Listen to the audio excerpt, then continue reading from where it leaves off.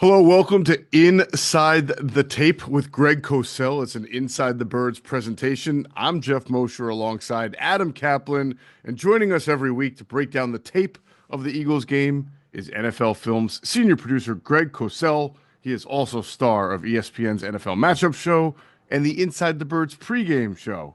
We hope you've all had a wonderful holiday. The Eagles did not have a very jolly week 16 as they lost to the Washington Commanders 36-33, despite forcing 5 turnovers. They also allowed 5 Jaden Daniels touchdown passes, and of course, Jalen Hurts exited early with a concussion, giving way to Kenny Pickett. So, Greg, it was a very strange game. Some things that happened were unpredictable. That is the ebb and flow of the NFL season. I'm just going to ask big picture, some things that jumped out to you from the tape, both offensively, defensively, when you watch this baby. I would say offensively, the total inability to run the ball in the second half, which is something that we've not seen at all this season. We've seen them dominate games in the second half with the run game. And in fact, if they could have run the ball in the second half, we likely would have had a different outcome. As I mentioned the other night to the Patreon group, and actually Adam mentioned that Jordan Mailata talked about it as well, which I had not heard. I thought their O-line had their worst half of the season. Were in the second half against the Commanders. They were physically dominated, and they could not run the ball at all. Barkley in the second half had 16 rushes for 27 yards, and keep in mind that included an 11-yard run. So, think about what that means. If you take away the one 11-yard run, he had 15 rushes for 16 yards. Oof. So they could not run the ball at all. That's what really stood out to me from an offensive standpoint. Defensively, Geoff, this was a hard one because I thought there were a lot of good plays made by good players. I mean, when Daniels leaves the pocket and starts running, it's easy to say that a guy should take a great angle or that he should tackle him in space. But, Daniels is pretty good doing that, and that's hard to do. The touchdown he threw to McLaurin, which he also talked about with the Patreon group on Tuesday night, was just outstanding play by both Daniels and McLaurin. It was just a great, great play. Mm-hmm.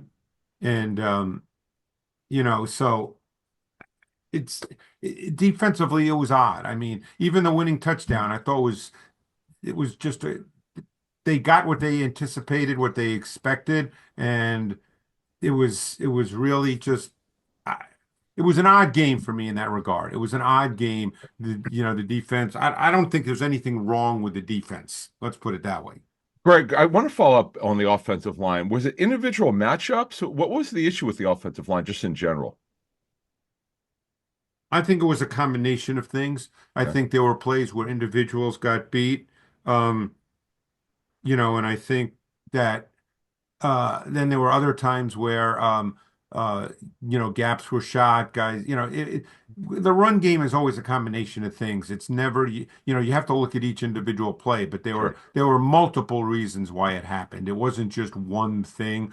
I mean, I remember 2 plays where Lane Johnson whiffed. When do we ever see Lane Johnson whiff?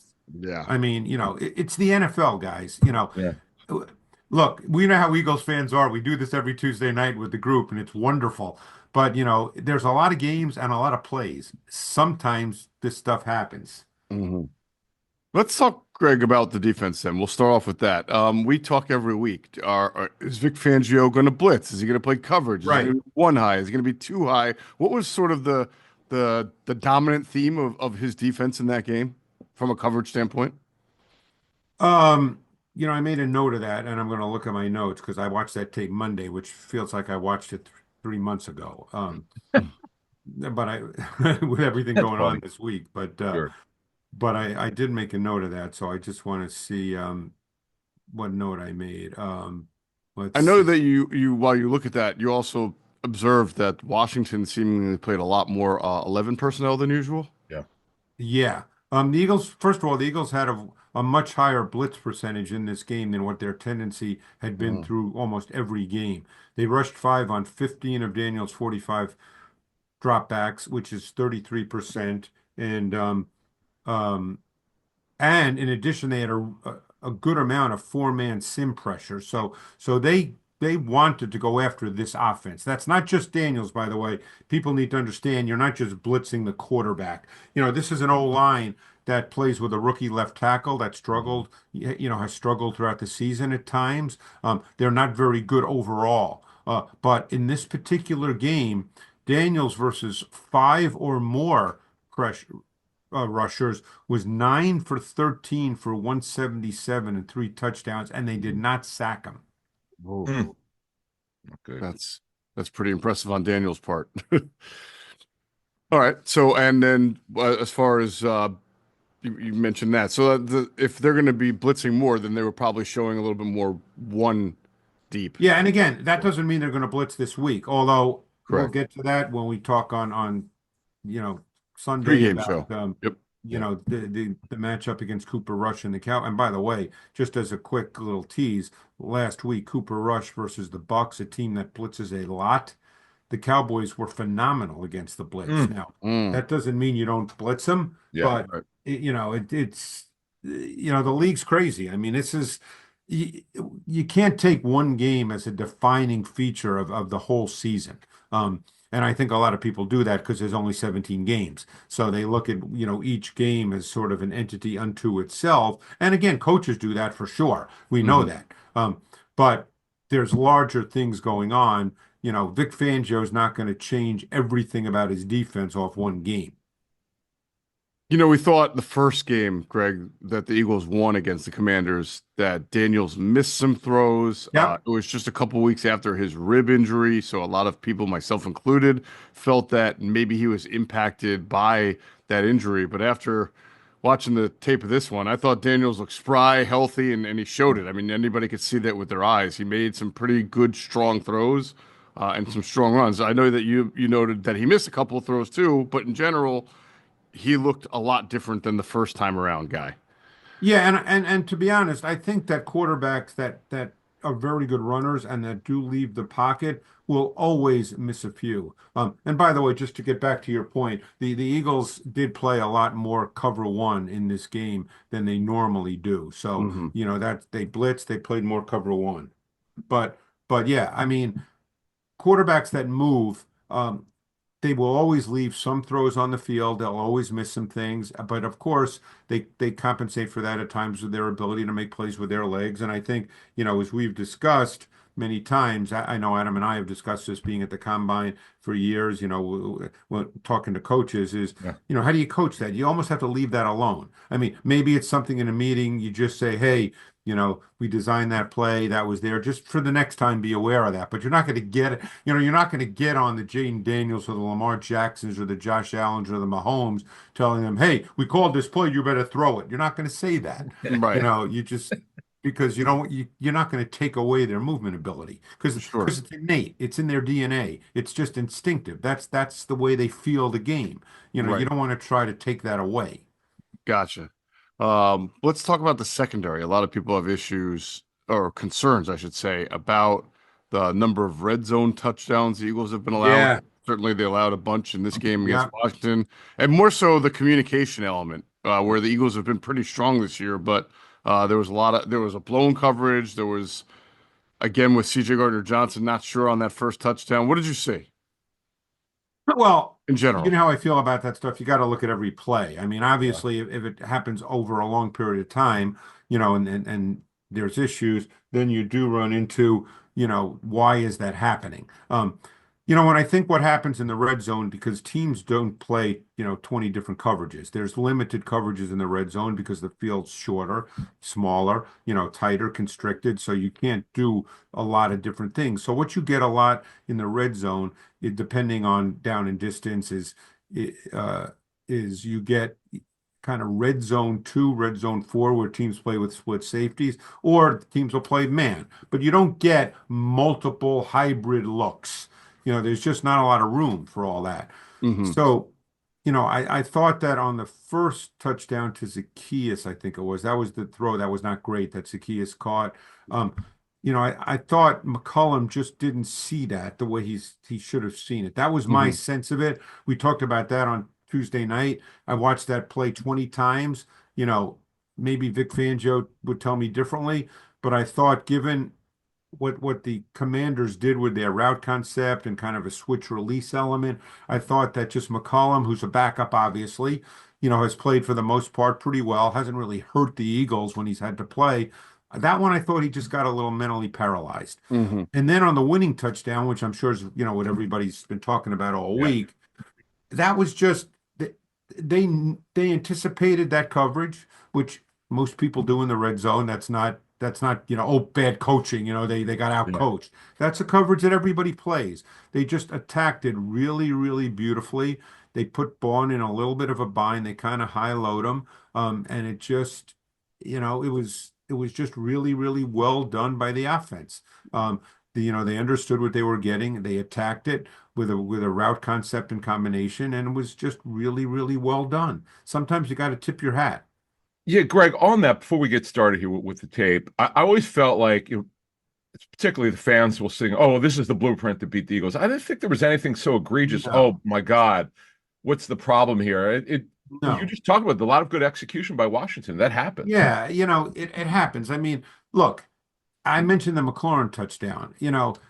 That ball was thrown when McLaurin was at the 25-yard line. Think about that for a minute. I mean, that was an unbelievable throw. And by the way, he had to throw it then because Hunt was clean off the edge because they blitzed and it was a five-man pressure. Bond was the fifth rusher. There was a TT stun as well to make sure they got what they wanted from a pressure perspective. They essentially got a two-on-one versus the left tackle Coleman because of the whole concept of the pressure. Hunt was clean off the edge.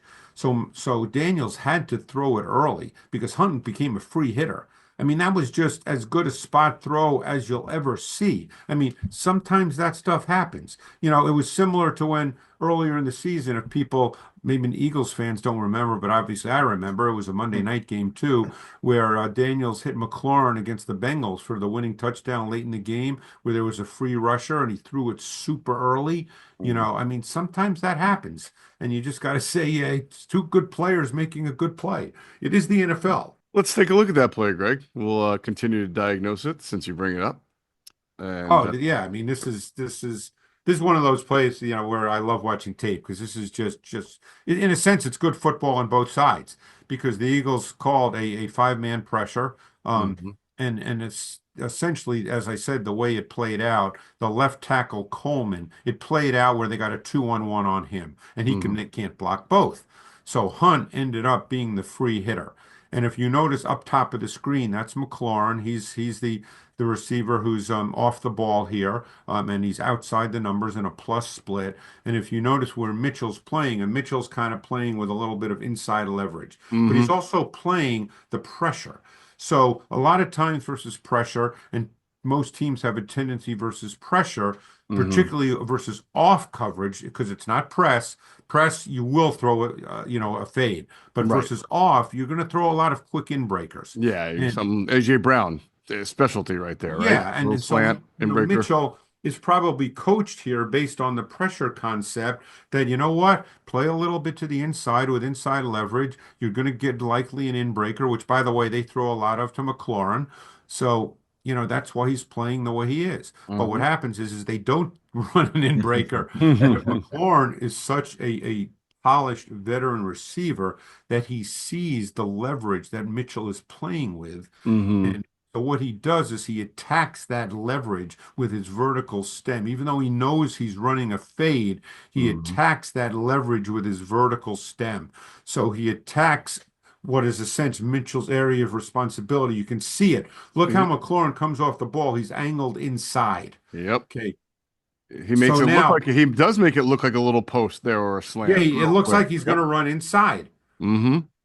And by the way, keep in mind that Mitchell knows the coverage. So what does Mitchell know here? Go back to the beginning, Geoff. Hmm. Mitchell knows that Gardner Johnson is going to drop down and that Blankenship from the other side is going to become the deep post player. So the post is a little bit open Mhm. because Blankenship has to come totally from the other side to Right. get to the post. So Right. Mitchell wants to make sure that he doesn't quickly give up the post. Okay, this see all this is all tied in. None Yep. of this stuff's random, you know. Yep. So now you Great see, throw. I mean, there's the free look at rusher. when he throws it. Look at when Yep. he starts releasing the ball. He's not even at McLaurin's not even at the 25. Okay, Yep. Right. he has to release it then, or he's going to get sacked. Yep. So and then look where he catches it. So he catches it at the 1 yard line, and he Mhm. threw it when he was at the 26. You Incredible. know, sometimes you just got to say that's a great job. I Yeah. mean, first of all, how many quarterbacks would even release this throw? Yep. You know, you Yep. just got to say great play. You can't say, "Oh my God, bad defense. The Eagles are having a big problem." Yeah. Right. You know, Right. Yeah, no, that was beautiful from the end zone. This shows the free rush I and mean, how I think quickly I it think gets on I him. think Coleman made a mistake here, and I think most Yeah. coaches would say that because you don't give up a first level edge rusher to go to a second Right. level rusher. But hey, you know, that's what he did. Right. Maybe they teach it differently. I don't know of a coach that I've ever talked to that would say unless he felt that Ertz was going to do much more of a chip than he did. Now that could Hmm. be possible. That could well be possible. That I don't know. True. All right. There it But is. this is just big time Look at that. football, guys. I mean, it's big time. Great. Right. Great. All right. So let's go through the touchdown, the first of the red zone touchdowns here, Greg. This is to Jamison Crowder in the first quarter. Yeah, I thought this was really a well-designed, well-schemed play. It manipulated the Eagles' coverage, okay? They were in an 11 1-by-3 set, and we call 1-by-3 when the tight end is the single receiver. Now, the reason that this manipulated the coverage, and this is a really good job, is because what do they show here? They're going to show that they're going to throw um, a quick flat throw or swing throw to Brown, who's number 3 to trips, meaning he's the most inside receiver. Because the way receivers are numbered, they start on the outside, 1, 2, 3. So it's the lower number on the outside, and it works to the higher numbers the closer you get to the formation. So, and the reason they manipulate it is not only do they show that to Brown, but look, if you run it a little bit and you see Crowder and McLaurin, they initially show as if they're going to block, okay? And that's the critical piece of this. So you're going to get Brown looking like he's going to, catch a flat route, Hmm. or a swing route. And if you look at the two outside receivers, um, Crowder and McLaurin, you'll see that they start to block. So Gardner Johnson, he's number 3. He's basically over number 3 here. Hmm. That's right here. Right. So if you start to run this, Geoff, you'll see exactly how this plays out. See, look at the key is the two outside receivers. Look at them. They don't look like they're running routes. They look No. like they're going to block. Right. And that's what Gardner Johnson sees. Hmm. So he sees his guy, number 3, Brown, release into the flat, and it's not, and he's going out there, but then it looks like that's his guy, and Yep. everything looks like a flat route. So then what happens is Crowder, even number 2 here is that DeJean? This one right here, DeJean. Yeah, Yeah. yeah. Yep. Again, he's seeing the same thing. Yep. Everything about this says quick flat throw, which everybody runs, by the way, down here. So this is Right. not an abnormal play. Right. So they manipulated the defense. This stuff Mm. happens, Yep. and then uh, Crowder runs the bender inside, and there's no one Hmm. there. Right. It's the probability, they're reacting to probability of what this probably will be, and Of then course. Right. Gardner Johnson gets caught. I got it. I'm gonna Yeah. guess that they've seen this play on tape a billion times, and it's usually like Greg said, a throw to the flat, Yeah. like a little Yeah. bubble screen. You know? Yeah. I mean, you counter stuff, you play off stuff. I mean, you know, a lot of people might think, oh my God, Gardner Johnson, he gets beat all the time. Well, no, this is not that kind of play. Right. It's You manipulated the defense. Now, is there anything Blankenship as the post safety can do here once he notices that the passing strength is the other side of the field? Well, that all depends, Jeff, and it's a great question.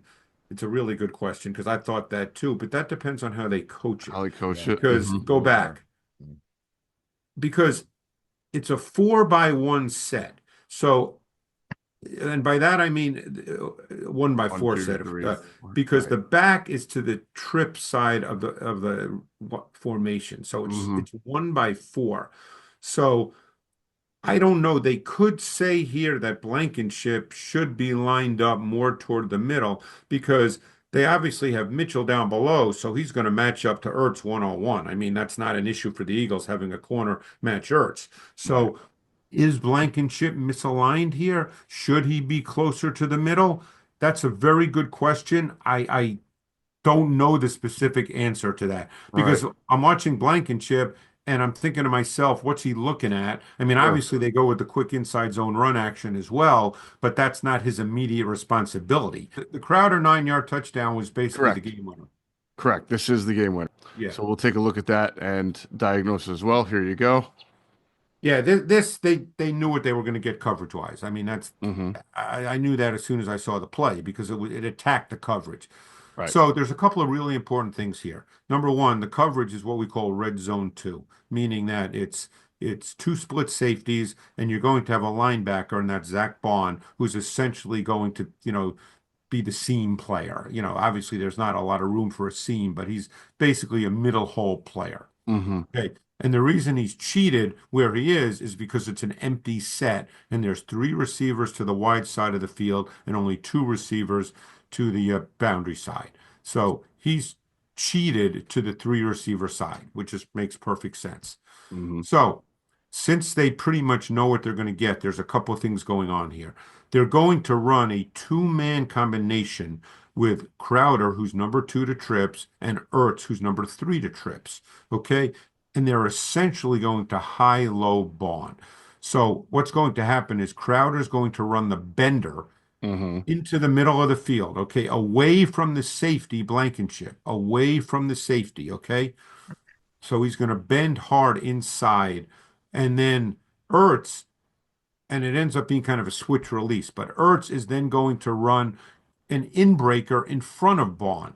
So Hmm. Bond can't play both the route behind him and the route in front of him. He can't play both. Right. Okay. Now, because Crowder's going to bend it hard inside away from Blankenship, Hmm. one other critically important factor here. You must control the backside safety.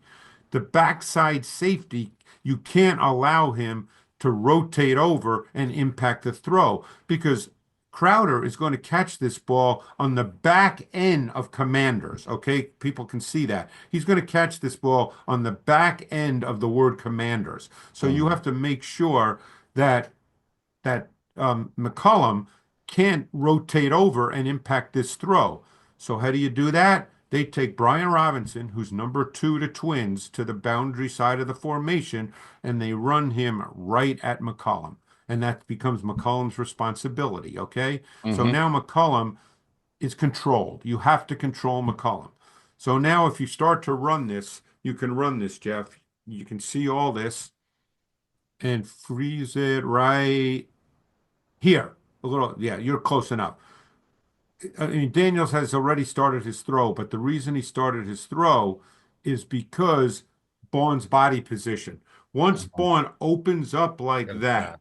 he Hmm. knows Bond can't flip his hips and totally turn around and play the bender by Crowder. You're taught that. I remember years and years ago, Marty Morningwig was sitting with us in our matchup room talking about how quarterbacks are taught to read feet and body position of defenders that they're reading. And when they turn a certain way or they're facing a certain way, they can either do something or they can't do something. Right. Hmm. Right. And when Right. Bond turns to the sideline, Hmm. he I can't, hear. Yeah. first of all, he's not a corner. Even great corners can't do Exactly. that. But Right. Bourne's not a corner. So right No, there, it's stop it, fluid. Jeff. Yeah. Right there. Daniels hasn't made his throw yet, but he Hmm. knows right now Hmm. that Bourne can't flip his hips, and he knows because of how hard Crowder's going to bend it in that Blankenship's not a factor on the throw. Right. Positioning isn't good And for him. also Blankenship can't be a factor for this reason. At this moment, Ertz's inbreaker has not shown itself, so Hmm. Ertz could clearly run a corner route, in which case Blankenship would have to play that. Right. If you So went that way. Yeah. so So, Blankenship can't react to Crowder. right. So again, they beat the coverage. Yep. It's good football. For Eagles fans, I can't sit here and say, Great throw okay, Hmm. they too. stink. They beat Yeah. the coverage. Yeah. Really nice throw. You know, stuff happens, Yep. you know, You're Wonder saying you if, know, end zone. it's Okay. just, and it's a beautifully, it's thrown with great timing. I mean, even Daniels, by when he threw it, they knew they were getting this coverage because he yeah. threw it with total confidence, total conviction, and he threw it early. Yeah. And you can see bottom right corner of the screen exactly what you were referring to with him, Bond just not being able to position. His eyes are off the quarterback now. He really can't see what's going on. And then by the time he turns around, it's touchdown. Yep. Yeah. So let's talk about the offense then, Greg. Obviously, the big story is Jalen Hurts getting hurt, leaving with the concussion. Then Kenny Pickett comes in, and then Right. we just saw, as you mentioned earlier, a run game that just had no efficiency to it at all, no impact. Is that something that Washington did differently? You noticed to fending the Eagles once Jalen Hurts was out? Obviously that's a big question because I mean, I look, you know that you're not going to get the run game by the quarterback. Although there were plays I can tell you, and I even showed some of the guys in the matchup room here, the fact that they still had the D end, who didn't just chase immediately. I mean, they still kind of played it, as if there was a quarterback boot element. You know, obviously you're not going to get the quarterback running. Um, but I don't think that they made major changes. Again, we don't know that because I don't know what they would have done if Hurts stayed in the game. You Sure. know, Right. Right. I mean, the fact is they blitzed a lot through a possession and a half when Hurts was in the game, and then they obviously blitzed a lot the whole game. Would they have continued with the blitz? I mean, their defensive profile was pressure and high percentage man coverage, okay? Would they have stayed with high percentage man coverage if Hurts was in the game? No way to know that. But I would say that for the most part in this game, their D line was the better unit than the Eagles' O line, and Wagner and Luvu dominated in the run game. Greg, Kenny Pickett. Let's go back to the draft. I know there were Yeah, some things that you liked about Kenny Pickett. I liked. I'm. Yep. Yep. He has been one of my most troublesome guys for me Ooh, because good. look, we all get guys wrong. Obviously, Pickett, I got him wrong. Okay. Now, the Steelers didn't think I got him wrong when they drafted him 20th in the first round, and with the first quarterback taken in what was turned out to be not a very good quarterback draft. Um, they thought he'd be their starting quarterback, and he was. And the thing that was really troublesome to me with Pickett is his ball location once he got to the NFL just kind of faded. Mm. I mean, in college, his last year, he was really, really good. And I never thought he'd be a star, you know, but I thought that he'd be a quality starter, that if you had a run game and a good defense, which of course the Steelers normally have both to some extent, that he could be a quality starter and he could be an efficient player in the context of a multi-dimensional offense and a multi-dimensional team. Um, but what started to happen is two things. He didn't see it real well and he got stuck in the pocket a lot, and he's not Mm, that kind of quarterback because he's not a late in the down thrower, because he's a quarterback that everything needs to be right in terms of his footwork, his ball carriage. He's got to step into his throws. He's got to see it the right way. And he wasn't seeing it the right way, and he'd get stuck in the pocket and his ball location just kind of disappeared. So, and gotcha. he kind of still plays that way to some extent. Yeah. It is interesting. I know the Steelers fans took great delight in seeing Kenny Pickett lose, but what you said, Greg, is what the Steelers actually weren't the years they had Kenny Pickett, which was having a strong offensive line and run Yep. game. Yep. And even defensively, they had a bunch of injuries and weren't the same. This team that they have now, and I'm not saying Kenny Pickett will be winning with it. I'm just saying this is what they imagined Kenny Pickett being with a much better offensive line, which the Steelers have now, and a defense that's back to being pretty good. But Kenny Pickett is now with the Eagles, so that doesn't really matter. Um, we'll talk. We'll look at a few of his clips. I want to ask you about blocking. You mentioned the offensive line. I thought the tight ends also got Yeah. overwhelmed a They lot did. in the blocking game. And we had been talking about Calcaterra sort of making strides, but this game it looked like maybe a step back. Can you also notice a physicality on tape? Like when you watch a tape of Hmm. a game, can you say, "Wow, that this is either a physical game or some physical play going on"? Does that ever Yeah, jump out on tape? you can normally tell, yeah. Yeah, it does feel like for the first time in a while. I didn't know if this was your opinion, but that the Eagles met their match as far as physicality. I would agree. But again, that gets to the larger point. Are we now, are we going to say now, well, the Eagles' O-line's not a physical group? We're not going to say that. No, no, just one No. game. Right. Yeah. I mean, but Right. they got handled in this game. And you're right about Calcaterra. I mean, I made Mhm. that note. You know, Calcaterra didn't block well. They played a good amount of 12 personnel with Uzuma as well. Uh, and look, I did make a note, just getting back to Mhm. your point about the Commanders change stuff. They did Yeah. increase their blitz frequency in the second half meaningfully, and you'd have to assume that's a function of Pickett. He doesn't have meaningful second reaction traits, and he needs space to step and deliver. So you'd have to assume that the blitz frequency did increase meaningfully because he was the quarterback and not Hurts. Yep. But Gotcha. the larger point is the Eagles did get physically handled a bit in this game. Hmm. That it happened. Yeah, as Adam said with Myalata, they all know that. You would expect that not to happen this week. I mean, normally when teams are really good at something, if they Hmm. have a bad game, that doesn't happen 2 weeks in a row, normally. We'll take a look at early Pickett and then a few late Pickett throws. This is the touchdown that he threw to AJ Brown. This is not the touchdown people are seeing right now. I just wanted to show this is before the AJ Brown touchdown where you see a nice little pocket movement, hits AJ Brown on a crosser, gets it down inside the 5. I thought early he was in a little bit better of a rhythm, which sometimes happens when a guy comes in And and he's makes not his throw. immobile. He's not a creator, but he's not immobile. Right. So that pass set up this, Greg, this is the Yeah, AJ Brown this touchdown. turned out to be pitch and catch. Jeff, you probably could have thrown this touchdown. I I appreciate the generosity on that one, Greg. didn't know This Geoff had an arm. Anyway. is this a case of the Eagles getting what they wanted, by the way? Yeah, I mean, yeah, because they put Barkley in motion across the formation, and that left Smith in the slot and Brown outside to the field. Hmm. Smith ran and they got the coverage that they anticipated. Smith ran the corner route, so it was Brown one-on-one versus Lattimore. That's what they Yep. wanted. You know And how you Brown ran always say there are throws where you just got to stick your foot in the ground and make the throw because it's Mhm. there? I feel Yeah, like this is a great He's example of that. decisive, though. That's what you yeah. want. See Exactly. it and throw it. This is a run. Well, It's not a hard read.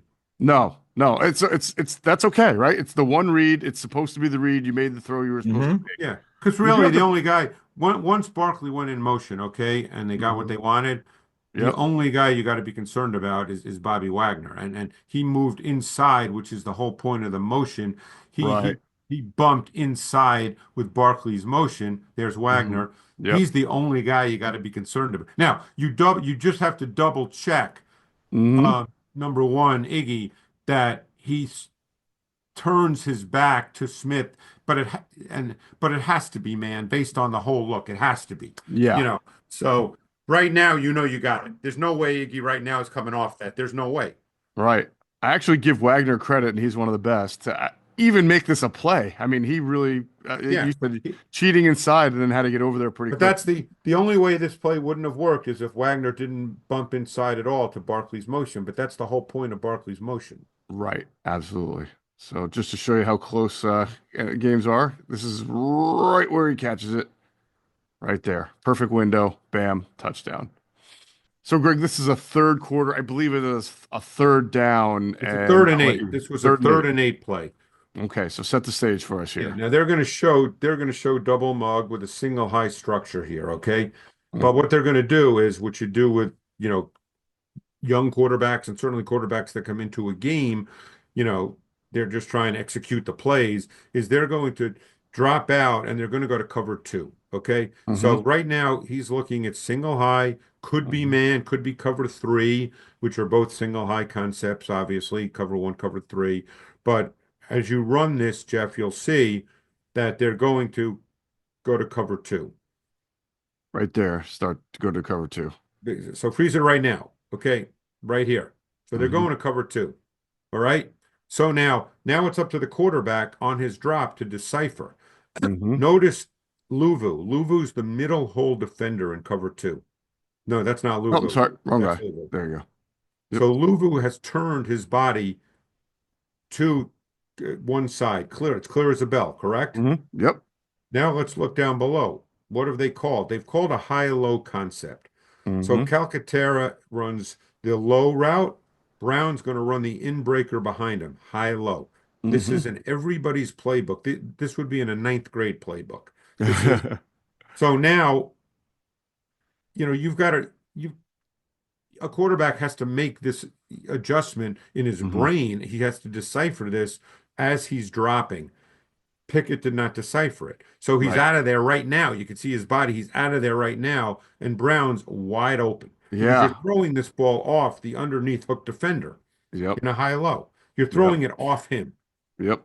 So the ball should be out basically now, and he's already breaking down. Right. And hey, we're going to be fair here. We would criticize Jalen Hurts for this, so we criticize Kenny Pickett. This is a clean pocket that he's leaving, Greg. It's a clean He's got pocket. he's got I want to say is it four blocking three there? But He when didn't it's he all said didn't and done, yeah. he didn't process what they did is they just made it a sim pressure, and it's Right. the DN that dropped out underneath, Right. and they brought either a safety or a corner, the guy the left that Off the Myalata, edge. I believe, is blocking. Or not Myalata, it might be oh no, this was the great play by Jurgens, where Jurgens Oh came in. yes, you're Yeah, right. Yeah, the yeah, center comes and takes the. You yeah. almost never see that, but yeah. No, this was an unbelievable play by Jurgens. Just incredible awareness and incredible physical reaction. Right. I mean, But isn't ordinarily the running back supposed to get there? I guess you have rules here, and well, the I reason don't the know how that running works. back didn't is because it was double mug, and Right. in double mug, he's going to step inside, and Uh-huh. yeah. Yeah. So Great play by Jurgens. You're right. But by the way, that's five people, one, two, three, four, five, blocking three commanders because of the protection rules there. right, And that gave him a good, clean pocket. So even if he doesn't hit Brown, if he stays in the pocket and he things just develop, he might didn't get him on the yeah, crosser, another throw Calcaterra. too. He just didn't decipher it. This is one where the late coverage, the disguise and the late coverage rotation, Geoff, Yeah. just didn't process it. Do you remember this play, the third quarter One thing? that was the crosser that was a little behind him. Yeah. Yeah, you got to make this throw. All right. So I'll run it here. What he's looking at is, and really I don't know if he's looking at anything that is exotic or anything like that. They do bring a late rusher. Yeah, they're going to rush. They're going to rush five. They're going to play man. They're Yep. playing man here. Yep. So he drops back. He sees this deep safety. It's kind of a mini roll. Yep. Got And to then he make goes this throw. behind him. Yeah. Got to make this throw. This is a I mean, throw I think he would make. in many ways, what they're running here is kind of a flood concept. Uh-huh. Brown becomes the intermediate receiver. He just comes from the other side of the field as the boundary X. But they're Right. running two verts to Uh-huh. lift the coverage. They're running a Right. flat route. It's a concept that can work against man or zone because if Uh-huh. it's zone, Brown would run into a void. If it's man, he's running away from coverage, which is Right. what he's doing. So Right. this works against man or zone. So you Yep. can see the two verticals lift the coverage. They create space. If it's zone, we'd call it a void. If it's man, Mm-hmm. we say it's space. Yep. So he's running to space and he's wide open. Got to make this throw. This is Yeah. not a hard throw, by the way. No, no, he probably regretted that one. And I don't know if, we could talk about being cold. I mean, this is the late in the third No, quarter no, now, no. right? He just missed it. Yeah, he just There's missed that no, throw. no big, reasoning behind this. He just left it behind him. Right. The Eagles left some points on the board, Greg, even though they scored No 36 because of some question. plays like that. All right. Well, the big question now, Greg, is going forward is, obviously what happens with Jalen Hurts. And if Kenny Pickett has to play against the Cowboys, once again, you get Eagles Cowboys backup quarterback bowl, Cooper Rush, Kenny Pickett, if that's the case. And I guess, yeah, I mean, we're talking on a Thursday today, Hmm. so we don't know the answer to that question. Right. You'd have to assume that Pickett's going to you'll get pretty much all the first team reps this week. I think he has to because of the concussion protocol. Jalen Yeah. can't do that. Right. So, obviously the game plan is going to be geared to Pickett playing. Whether that happens or not, we don't know, but it'll be geared toward that. Hmm.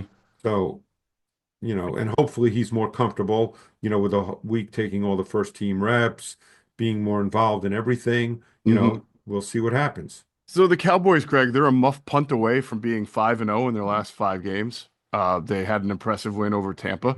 So, what are you noticing on tape from them? Is it one thing or another? I mean, they obviously didn't give up on their season, even though No, well, they they're going to be playing with a lot of names on defense that a lot of people might not know of because they've gone deep in the barrel, particularly a linebacker. right. But they've got a pretty deep D-line rotation. They play a lot of guys. 8 guys play a lot of snaps.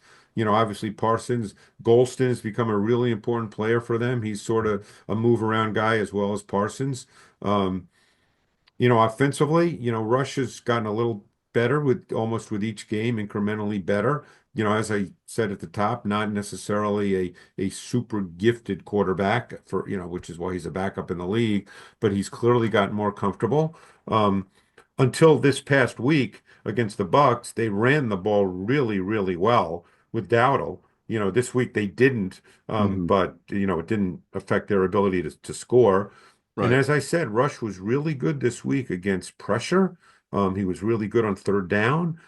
Now he does have a tendency, I think, to fall away from throws when he feels pressure. You got to get pressure on this kid. Hmm. Pressure is really important. And so people understand, and we'll talk more about this. Tyler Guyton's essentially been benched. Mm. He only played 7 snaps at left tackle against the Bucks. He's essentially been benched. Mm. Interesting. All right, that's good stuff. We will get into that more, as you mentioned, on Inside the Birds pregame show Sunday morning as we preview the Eagles versus the Dallas Cowboys. That's going to do it for this episode of Inside the Tape with Greg Cosell. For Adam Caplan and Greg Cosell, I'm Geoff Mosher. Thanks for watching. Catch ya on the next one.